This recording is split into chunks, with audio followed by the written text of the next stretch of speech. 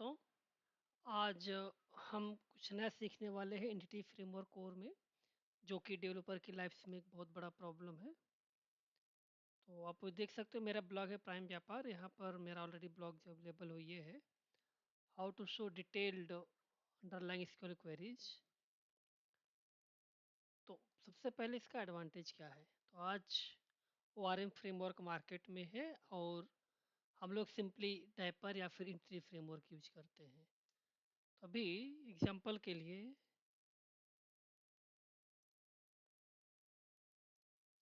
ये जो क्वेरी लिखी हुई है मैंने, ये बहुत ही सिंपल ORM फ्रेमवर्क है, बट यह अंडरलाइन क्वेरी क्या जनरेट करती है, यह एक मेजर प्रॉब्लम रहा है अभी तक के लिए।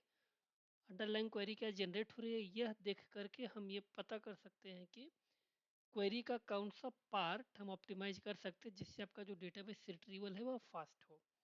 तो उसके वेरियस वेज है करने के लिए। आज हम 4 मेथड्स अवेलेबल है, जिसमें से आज हम 2 सीखेंगे पार्ट 1 में, और पार्ट 2 में हम 2 सीखेंगे छोटे छोटे करके। तो पहला है ये लॉगिंग कंसोल डिबग। ये एक बहुत ही सिंपल है, जो यहाँ पे लिखा हुआ है ऑलरेडी आप देख सकते हो, जैसे बिल्ड डाटा सर्विसेज। तो ये लॉग टू कंसोल राउटलाइन लॉग कंसोल इंफॉर्मेशन है ये। बेसिकली ये यहाँ पे भी दिखता है। अगर मैं आपको मेरा यह कोड रन करूँ एंड मैं जस्ट यहाँ पे एक डिबगर लगाता हूँ, ठीक है। तभी जैसे ही मेरा कोड रन होएगा, आपको मैं डिबगर लगा के देखूंगी क्वेरी क्या जनरेट हो रही है। ओके, ये मैंने लोकली हिट किया हुआ, आप देख सकते हो मेरा डिबगर यहाँ पे अटका हुआ है और यह है अपना कंसोल। तो अभी जैसे ही मैं इसको रन करूंगा, ये देखिए मैंने इसको F10 किया, ये मेरा रिस्पॉन्स आ गया है यहाँ पे। आप देख सकते हो कि मेरे रिजल्ट है जो 12 रिजल्ट है। अब हम यह देखेंगे इसने क्या कौन सी क्वेरी हिट की हुई है। तो इसने जो क्वेरी हिट की है ये क्वेरी है एग्जीक्यूट कमांड। देखो आप यहाँ पे इन्फो लिखा है, तो यह है एग्जीक्यूट कमांड। ये है आपका लॉग कंसोल पे करने के लिए। एंड इसका दूसरा वे और भी है, आप आउटपुट विंडो में जाओ, ये आपका दूसरा ऑप्शन। आउटपुट विंडो कहाँ से मिलता है आपको, अब इसको कंटिन्यू करो।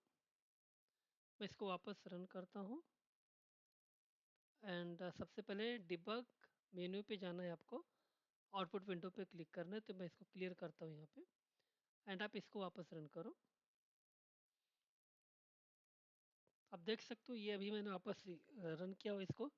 तो एक ऑप्शन अपना ये कंसोल जहाँ पर हमने अभी भी देखा, दूसरे अपना डिबग ये output window, debug window output menu. मैं इसको स्टिक कर दिया हूँ, इसको जैसे हम क्लियर करके रखते हैं एंड जस्ट प्रेस F10। मैं सिंगल लाइन आगे गया हूँ, आप ये देखो ये सेम क्वेरी यहाँ पे भी प्रिंट हो चुकी है। सेम क्वेरी है जो हमने कमांड लाइन पे देखा, क्योंकि हम लोग एक ही कोड एग्जीक्यूट कर रहे हैं, तो फिर यह एक ही क्वेरी प्रिंट कर रहा है। अब हम थोड़ी देर में देखेंगे कि ये सारी क्वेरी कैसे प्रिंट करता है। तो आप ये जो लाइन देख रहे हो, इसमें enable sensitive data logging and enable detailed error, ये अभी मैंने नहीं दिखा, जो मैं पार्ट 2 में दिखाऊंगा।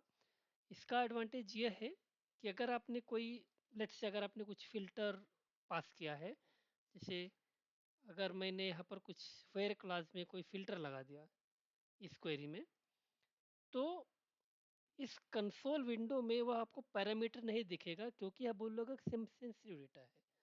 तो आपको सेंसिटिव डेटा भी दिखेगा, आपने क्या पैरामीटर पास किया है, आपको ये मेथड कॉल करना पड़ेगा। और जो हमने अभी अभी यहाँ पे देखा ब्लैक कलर की विंडो में कंसोल लॉगिंग, वो सेम यही काम करता है, वो यहाँ पे है। डिबग आउटपुट विंडो हम लोगों ने अभी अभी देखा है, यहाँ पे आउटपुट विंडो में ये रहा जो हमने अभी भी देखा। एंड इसके बाद फाइल लॉगिंग, ये इसका मीनिंग होता है कि आप रन टाइम पे आप कोई एक TXT फाइल बना लो और वहाँ पर जा कर के आप आपके क्वेरी को लॉक करो। ये बहुत ही रेयर यूज किया जाता है। इनफैक्ट मैं भी इसको यूज नहीं करता, मैं मोस्टली कंसोल डॉट लॉग या फिर आउटपुट विंडो में भी यूज करता हूँ, क्योंकि हर एक क्वेरी प्रिंट करना बहुत ही टिडियस टास्क है। एंड दूसरा ये मेमोरी ऑक्यूपाई करेगा, टाइम कंज्यूमिंग है, परफॉर्मेंस में तकलीफ देगा, परफॉर्मेंस डिले करके, इसके लिए हम लोग बहुत ही रेयर यूज कर सकते हैं इसको। इसके बाद है using dot to query string. ये एक बड़ी ही इंटरेस्टिंग मेथड है। बेसिकली एक एक्सटेंशन मेथड है जो आई क्वेरिएबल का एक्सटेंशन मेथड है। तो अभी मैं आपको दिखाता हूँ। ये मैं जस्ट इसको मैं dot as queryable. Okay, so अब देख सकते हो where query now where to SQL is equal to query dot to query string।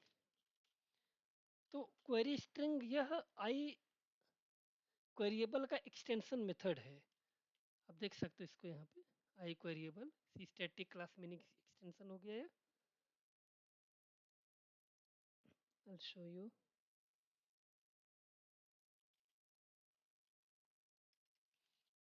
ये देखिए यहाँ पे ये लिखा है इन्होंने सेम एक्सप्रेशन बनाया है आई एनेबल का, देन इसको क्वेरी स्ट्रिंग करके एग्जीक्यूट किया हुआ है। तो आई टू क्वेरी स्ट्रिंग सिर्फ आपको आई क्वेरिएबल के साथ ही मिलेगा, बाकी आई नंबरेबल या किसी और दूसरे कलेक्शन क्लास के साथ नहीं मिलेगा। अभी हम इसको वापस एक बार देखते हैं क्वेरी टू स्ट्रिंग में क्या रिजल्ट आता है। इसको लाइन बाय लाइन देखेंगे। मैंने वापस यहाँ पे डिबगर लगा दिया है एंड ब्लॉक पे मैंने क्लिक किया। अब देख सकते हो ये जो आई क्वेरी है, देखो ये आई क्वेरिएबल है ये। ठीक है, आप ये देखो यहाँ पर, तो यहाँ पे लिस्ट ऑफ द रिकॉर्ड आए हैं सारे। अभी जैसे ही मैं ये देखो, आप अगर आप देखोगे यहाँ पर तो ये क्वेरी एग्जीक्यूट हो चुकी है, सारे कॉलम्स लेकर के आई है। ये देखिए ये आपका एसक्यूएल क्वेरी है ये वही क्वेरी जनरेट हुई है जो अभी अभी हमने डिबग विंडो में देखा। मैं वापस फिर से दिखाता हूँ। Set next element F10। तो आप ये देखो ये तीन क्वेरी है जो नीचे की ये वाली कॉल हुई है, और इसके ऊपर हमने अभी अभी ये देखा, ये देखो क्वेरी टू एसक्यूएल। ये सबसे इजीएस्ट मेथड है, बट इसके साथ प्रॉब्लम यही है कि आपको हमेशा से ही आई क्वेरिएबल यूज करना पड़ेगा। That's it. और आई क्वेरिएबल और एंड आई इनमरेबल के अपने डिफरेंस है। फॉर एग्जांपल आई क्वेरिएबल फास्ट होता है क्योंकि वह फिल्टर भी सर्वर साइड पे कर देता है। आई नंबरेबल डेटा लेके आता है, देन वह इन मेमोरी फिल्टरिंग करता है, तो इसके लिए वो थोड़ा सा स्लो होता है। तो अगर कभी भी आपको अगर फिल्टरिंग ऑपरेशन परफॉर्म कर रहे हैं तो गो विद आई क्वेरिएबल, वह फास्ट होता है। ठीक है, और इसके बाद जो सबसे इम्पोर्टेंट कंसेप्ट है वह ये है इम्प्लीमेंटिंग इंटरसेप्टर। तो इंटरसेप्टर का मीनिंग ही यही होता है कि यह एक ऐसे मैकेनिज्म होता है जो एग्जीक्यूट होता है ऑटोमेटिकली। जैसे यहाँ पर आप देख सकते हो कि इंटरसेप्टर बनाया है मैंने, कमांड इंटरसेप्टर, उसको डीबी कमांड इंटरसेप्टर से इनहेरिट किया हुआ है। मीनिंग ये देखिए रीडर एग्जीक्यूटिंग असिंक। इसका मीनिंग क्या हो, जितनी बार आप गेट लिखोगे, जैसे मैंने लिखा dB context dot block post dot select, दिन दैट मीन्स मैं डेटा रीड कर रहा हूँ। तो यह क्या करेगा, पूरा का पूरा डेटा कंसोल में लॉक कर देगा सभी जगह। एंड इसका एडवांटेज यह है कि यह किसी, आप इसको एक बार लिखोगे एंड देन आप थ्रू आउट द एप्लीकेशन किसी भी टेबल पे अगर आप क्वेरी फायर करोगे, आपको उसका लॉगिंग आपको कंसोल में मिलेगा। या फिर अगर आपने इसको कहीं टेक्स्ट फाइल में लॉक किया, वहाँ पे भी मिलेगा। आप उसको कहीं पे भी लॉक कर सकते हो, टेक्स्ट फाइल ले सकते हो, आप सिक्वल ले सकते हो। मोस्टली लोग इसको कंसोल में लेते हैं तो थोड़ा सा ईजी पड़ता है। That's it. ये हम लोगों ने भी जो देखा वो ये है बेसिक लॉगिंग जो हम लोग यूज करते हैं, जो मैंने आपको दिखाया। एक आउटपुट विंडो है, दूसरा कंसोल है। कंसोल लॉगिंग जो ये लाइन है, डिबग आउटपुट विंडो, डिबग मेनू विंडो पे जाकर के आपको आउटपुट पे देखना है।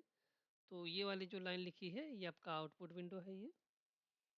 ठीक है, ये डॉट क्वेरी स्ट्रिंग हमने अभी अभी यहाँ पे देखा, ये लाइन जो सिर्फ हाई क्वेरिएबल के साथ काम करती है, दिस लाइन। ओके, एंड हम लोग ये मेथड 3 जो इम्प्लीमेंटिंग इंटरसेप्टर है, ये हम लोग आने वाले डेज में सीखेंगे, मोस्टली कल। नमस्कार।